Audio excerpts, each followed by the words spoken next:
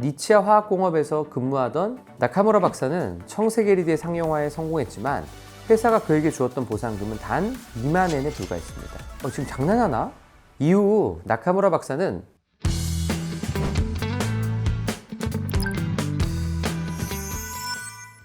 안녕하세요. 별리사 서평강입니다. 제가 한 가지 질문을 드릴 건데요. 여러분이 회사에 1조 2천억의 수익을 안겨준 직원인데 회사에서 고생했다며 20만 원의 보상금으로 이렇게 준다면 여러분이라면 어떻게 하시겠습니까? 1번 퇴사한다, 2번 고소한다, 3번 사장의 멱살을 잡는다, 4번 그냥 다닌다. 실제로 일본의 한 화학공업 회사인 니치야에서 이러한 일이 발생했습니다. 여러분 정말 궁금하시죠? 도대체 어떤 일을 했고 그 직원은 어떻게 됐을까요? 먼저 LED의 특성에 대해서 이해하실 필요가 있어요. 백열등과 형광등이 개발된 이후 새롭게 등장한 조명이 바로 LED죠. 다른 조명에 비해 효율이 높고 수명이 길고 무엇보다 눈이 필요하지 않다는 장점이 있기 때문에 오늘날 널리 쓰이고 있는 조명입니다. 이 LED가 TV, 스마트폰, 모니터 등 영상 출력 장치에 쓰이려면 모든 색이 표현될 수 있어야 하고 빨간색, 녹색, 청색 LED가 모두 개발이 되어야 모든 색을 표현할 수 있다고 합니다. 왜냐하면 이 세 가지가 빛의 삼원색이기 때문이죠. 그런데 빨간색과 녹색 LED는 개발이 먼저 되었지만 청색 LED가 개발이 되지 않아 LED가 상용화되지 못하고 있었죠.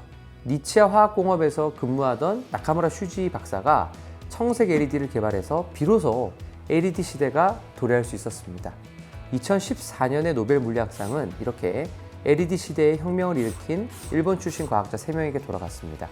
노벨상 수상자 선정기관인 스웨덴 왕립 아카데미는 이렇게 말했습니다. 백열등이 20세기를 세상을 비췄다면 21세기는 LED가 세상을 밝힐 것이다.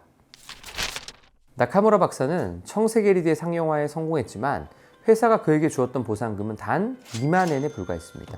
우리나라 돈으로 치면 20만 원 정도 수준이죠. 그러니까 나카무라 박사 입장에서는 지금 장난하나? 이런 소리가 나올 수밖에 없던 거죠. 어이가 없던 나카무라 박사는 미국 대학으로 소송을 옮긴 후에 니치야 화학 측에 200억 엔을 청구하는 소송을 합니다. 우리나라 돈으로 2천억 정도를 배상하라 이런 소송을 한 거죠. 당시 일본 법원은 니치야 화학이 얻는 이익과 나카무라 박사의 기여율을 고려했을 때 사실 600억 엔 정도 청구하는 게 맞다고 판단했으나 당사자가 신청하지 않은 사항은 판결하지 못한다라는 처분권주의라는 법 때문에 나카무라 박사가 청구한 200억 엔을 배상하라고 판결하죠. 아무튼 이 배상액은 2심에서 엄청나게 좀 줄어들었고 결국 최종에서는 8억 4천만 엔, 하나로 80억 정도를 받을 수 있었습니다. 이후 나카무라 박사는 기술자들이여 일본을 떠나라 이렇게 얘기를 하셨는데 나카무라 박사 입장에서는 충분히 이해가 가는 내용입니다. 당시 나카무라 박사는 니치야 화학이 그의 연구 결과를 출원해 청색 LED 및 자색 레이저와 관련된 특허를 미국과 일본에 등록하도록 했는데 그 개수가 무려 80개 정도 이르렀다고 합니다. 그 덕분에 니치야 화학이 청색 LED와 자색 레이저 시장에서 기술 주도권을 확보할 수 있었고요. 니치야 화학의 1998년 수익은 약 3억 8,300만 달러로 한화 약 4,638억 정도였다고 하고 니치야는 LED 패키지 분야에서 전 세계 매출 1위 기업으로 성장할 수 있었다고 하니 정말 엄청나네요. 놀라운 사실은 나카무라 박사의 이런 발명을 니치야 화학이 전폭적으로 지지해주던 상황도 아니라는 것입니다. 오히려 그 반대였습니다. LED 부서 책임자로 임명될 당시 제대로 된 연구 장비도 주어지지 않았고 처음에 적색 LED를 분석해 구조와 재료를 파악하고 전기 반응 장치를 스스로 조립해가며 일을 배웠다고 합니다.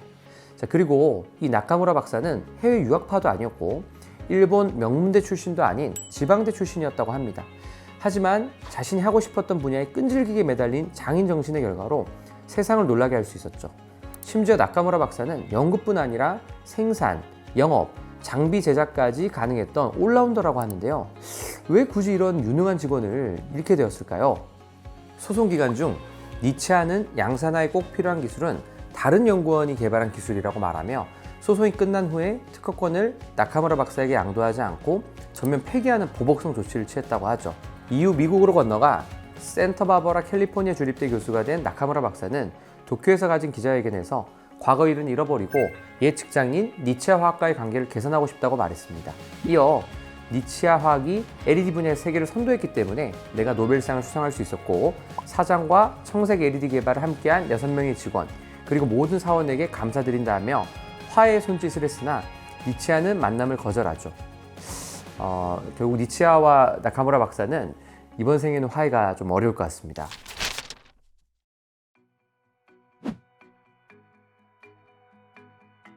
자, 그렇다고 아무런 보상을 해주지 않느냐는 것은 아닙니다.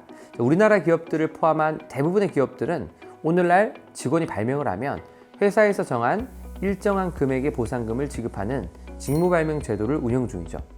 발명진흥법 제10조 제1항에 의하면 원칙적으로는 발명한 직원에게 특허를 받을 수 있는 권리가 발생하고, 이 해당 권리는 회사가 승계할 수 있도록 하는 어떤 규정이 조문에 기재되어 있는데요.